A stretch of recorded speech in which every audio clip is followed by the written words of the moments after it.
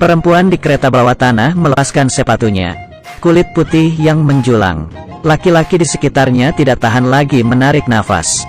Perempuan menyadari tatapan para laki-laki.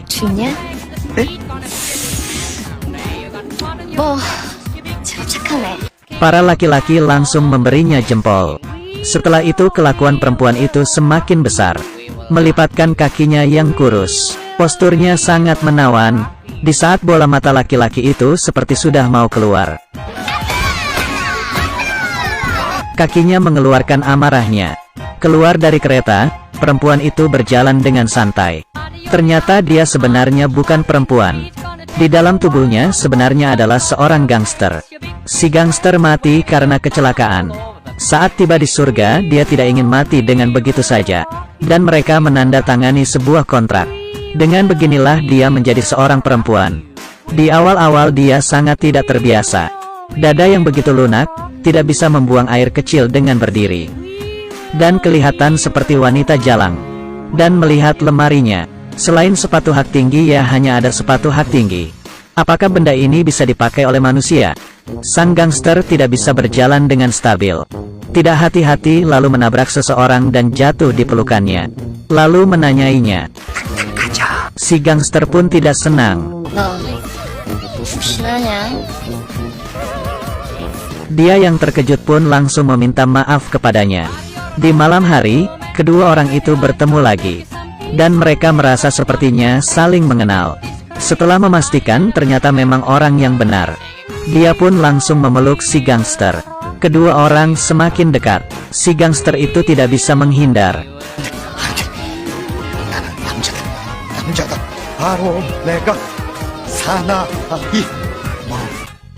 Tapi naluri wanita itu masih membiarkannya berinisiatif. Setelah berciuman, kedua orang ini akhirnya saling mengenal. Ternyata kedua orang ini adalah kakak adik yang bersama-sama ke surga. Karena tidak ingin mati, mereka pun bersama-sama bereinkarnasi. Tetapi yang membuat si gangster itu cemburu adalah, dia reinkarnasi menjadi seorang yang begitu tampan. Sedangkan dirinya sendiri menjadi seorang wanita yang begitu lunak. Si gangster pun melihat badan temannya yang sangat bagus, tidak tahan dan menjilatnya. Sejak itu semuanya menjadi di luar kendali. Keesokan paginya setelah bangun, menyentuh benda yang tidak diketahui. Di saat saudaramu berubah menjadi seorang perempuan, kamu akan bagaimana? Hatimu pasti akan sedikit tergerak. Juga hanya aku sendiri kok. Dia terus menarik tali pinggangnya, hidup mati ingin tetap melihatnya. Hai John yang malu tidak mau memperlihatkannya. Sebulan yang lalu dia masih saja seorang pria yang frustasi. Tidak disangka sekarang dia menjadi seorang yang begitu tampan. Badannya yang kokoh. Yang lebih hebatnya itu adalah identitasnya. Memiliki villa yang sangat besar. Jam tangan pun memiliki ruangan khusus untuk disimpan. Hai John pun sangat senang. Setiap kali dia bangun dan melihat di cermin dia masih tetap mengira itu hanyalah mimpi. Kejadian selanjutnya lebih buruk lagi. Hai John menyentuh sesuatu di balik selimutnya. Saat mengeluarkannya langsung merasa konyol. Yang lebih bodoh lagi ada di belakang. Sang gangster masih mengira dirinya adalah laki-laki. Dia tidak memakai apa-apa dan berjalan keluar setelah mandi. Hai John kebingungan.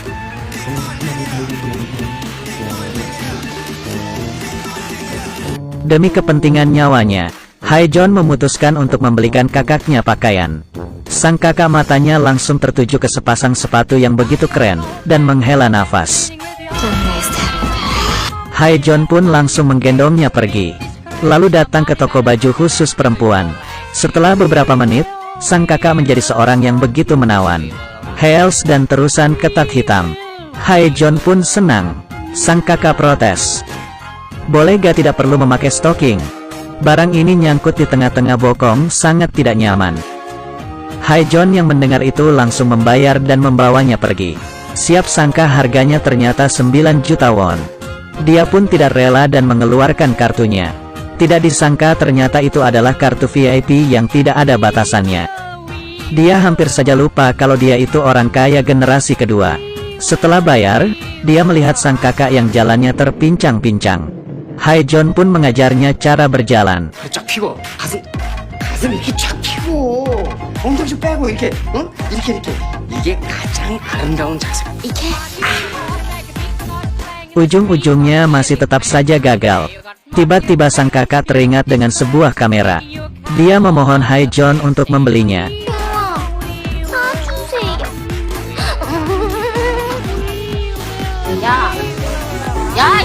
Hari ini Hai John langsung datang ke tempat dia bekerja.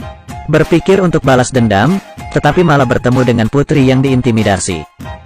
Gangster ini reinkarnasi menjadi seorang perempuan. Tetapi masih tetap ada harga diri yang tidak bisa dilepas.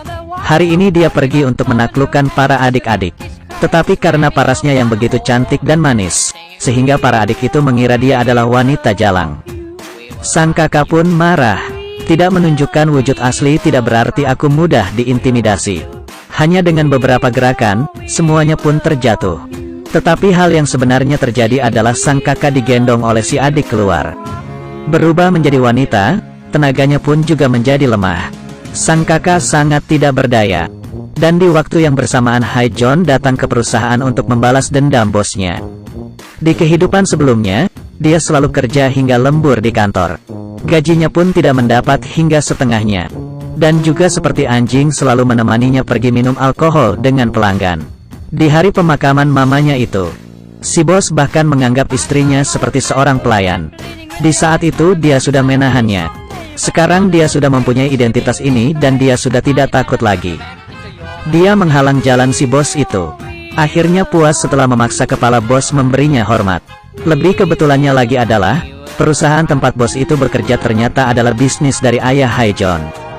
Di keesokannya, langsung menjadi bosnya si atasannya dulu itu. Dia mengintimidasi atasannya itu. Atasannya membawakan kopi, dan dia tidak ingin minum yang sudah dingin. Melihat atasannya yang ingin marah tapi menahannya, dia sangat puas. Dia juga ingin terus-terusan membalasnya.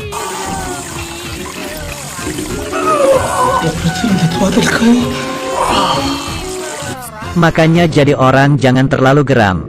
Sering berjalan di tepi sungai, tidak mungkin sepatu tidak basah.